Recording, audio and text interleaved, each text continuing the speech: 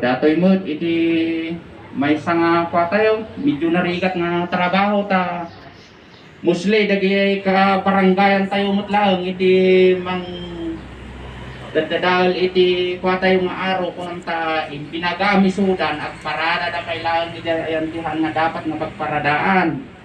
So nga mayat mo ta drug clear tayo iti barangay tayo. Agyaman na, dati lang iti ma-report ko iti committee iti order. Kanti station tayo, station 2, di ba? So station 2, they monitor and they supervise 23 barangays. In fact, dati ka aduan piman.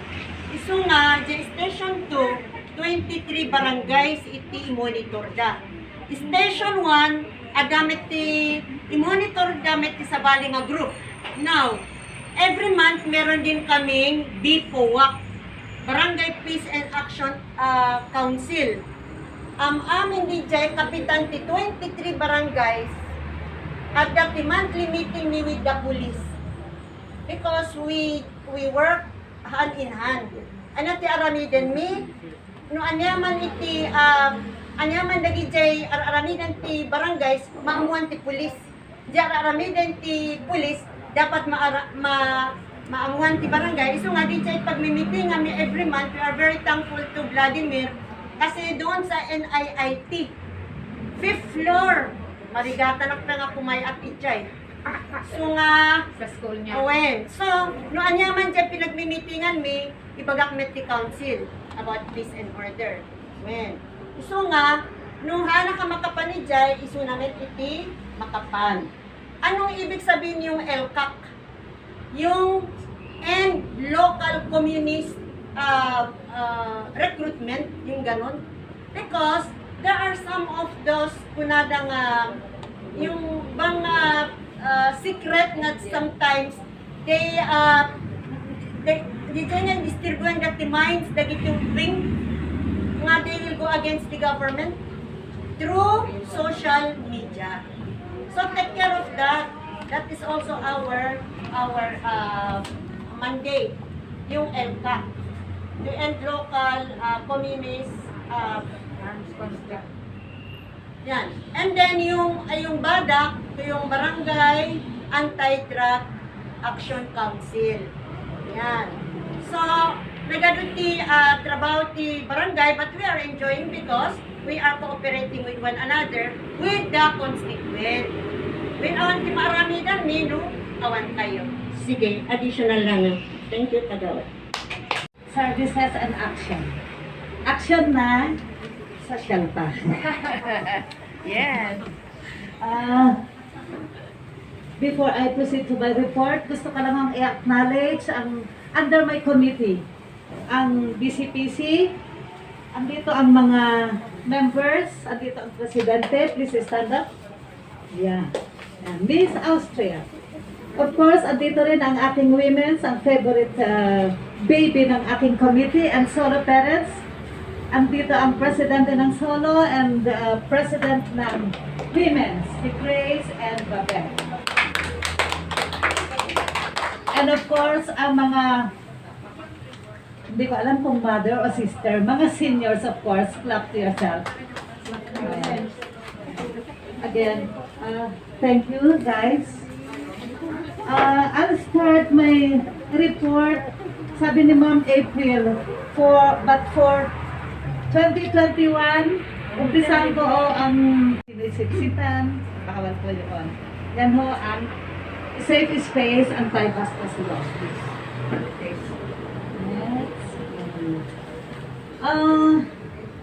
Meron ho akong ilalatag sa inyo ng executive natin ngayon. Ito hong naipapasko to be signed by the barangay councils and the different sectoral representative of our barangay. Ito hong creation of barangay council on anti-trafficking and anti-violence against women and their children. Ipapasok ko po ito, to OA po, yung sa anti-trafficking po. Yung and then, yung 9262, of course po yung sa Bausi. Pakibasa nyo na lang po para magamit yung mata.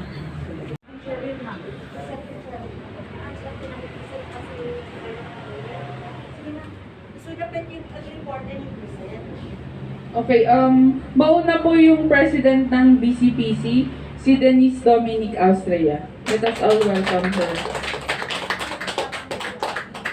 Good morning po. Ako po si Denise Austria, ang voted president po ng BCPC or Barangay Council for Protection of Children from 8 to 14 years old. So, ipapakilala ko rin. Louder yung mic. Lapit mo. Ipapakilala ko rin po yung Secretary of BCPC na si Danaya Austria and yung Treasurer po na si Deneza Austria. So, meron pong two important purpose ang BCPC. Ito po yung we help our youths ages 8 to 14 years old to develop the talents and skills. So, ipapakita ko rin po yung mga naging accomplishments po.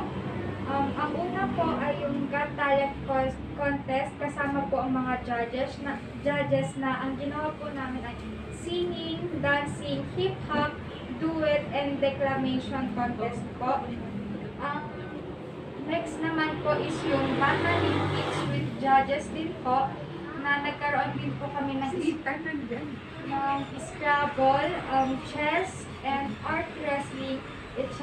po. Yun lang po at nagpapasalamat po kami sa mga barangay councils na nagbigay po ng mga prizes po sa winners. Introduce mo yung secretary treasurer.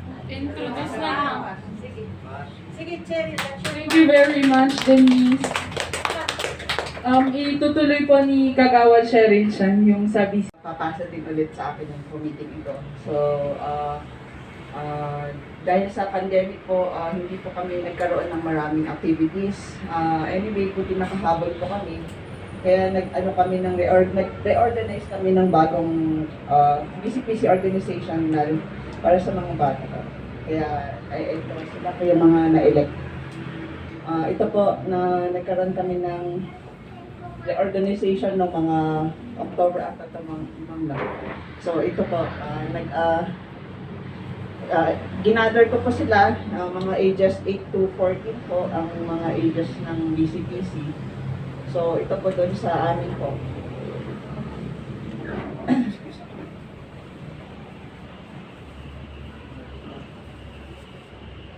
Ayan po.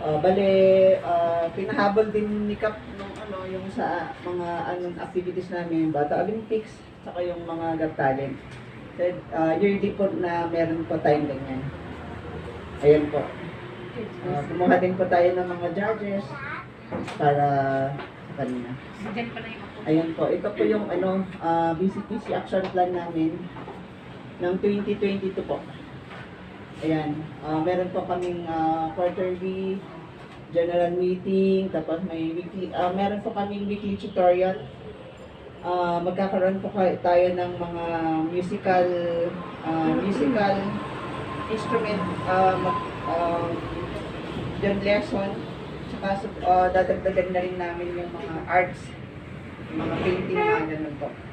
So, hintay na lang po natin yung budget ko na ma-approve bago natin ma-implement ko ngayon yan.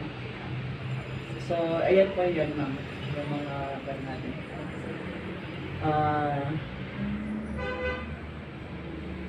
Ayan. Information itong mga bata. Kaya maraming bata dyan, but there are few only and we would like to thank the parents. Okay? Dagit ka kakapsat ka dito, sinulid mga kuwag. Ambal, ma'am.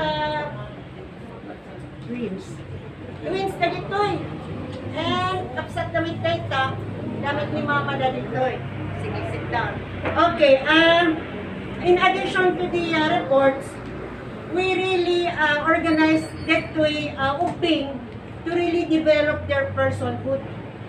Kailangan dyan skills, kandi dyan talents. That is very important also.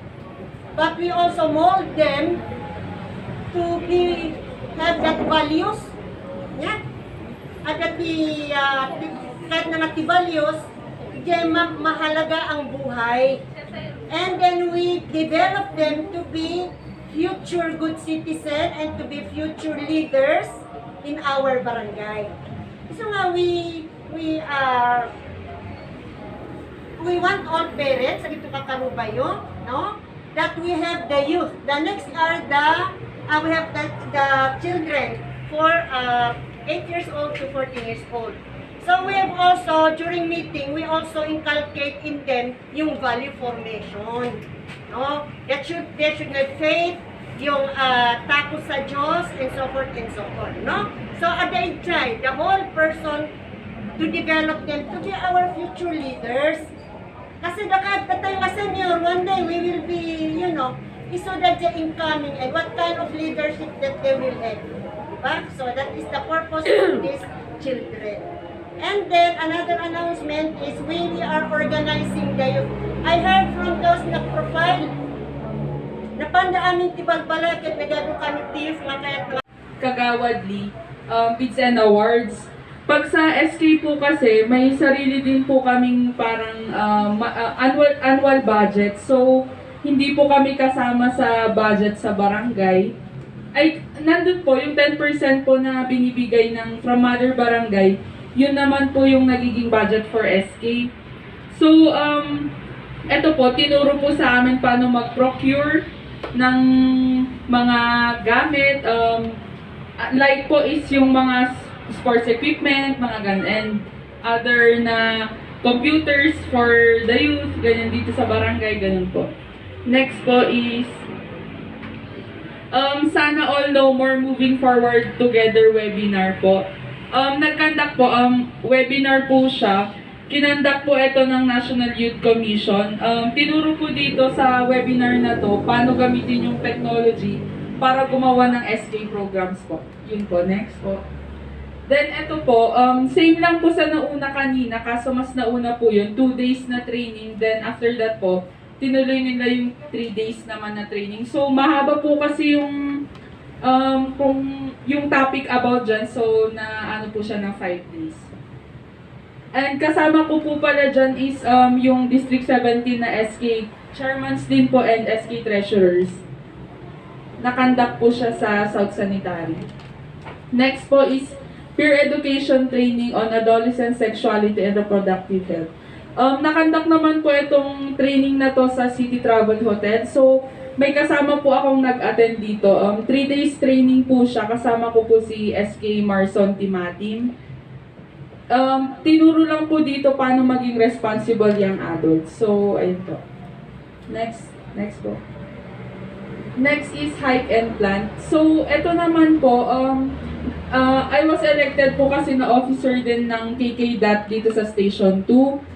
President po namin si SK Jeff Paran, SK ng Trancoville. Then, ako po yung vice president. Pero, last year po kasi, nag-resign po kami pareho bilang officer dyan para matry din naman po ng iba. So, ito po, itong hike and plant, plinano po namin to na KK.DAT officers ng Station 2. Then, nakikoordinate po kami sa DENR. So, yan po yung naging available schedule nila nung June 25. Nag-hike and plant po kami sa Bukod ang Buklaw po.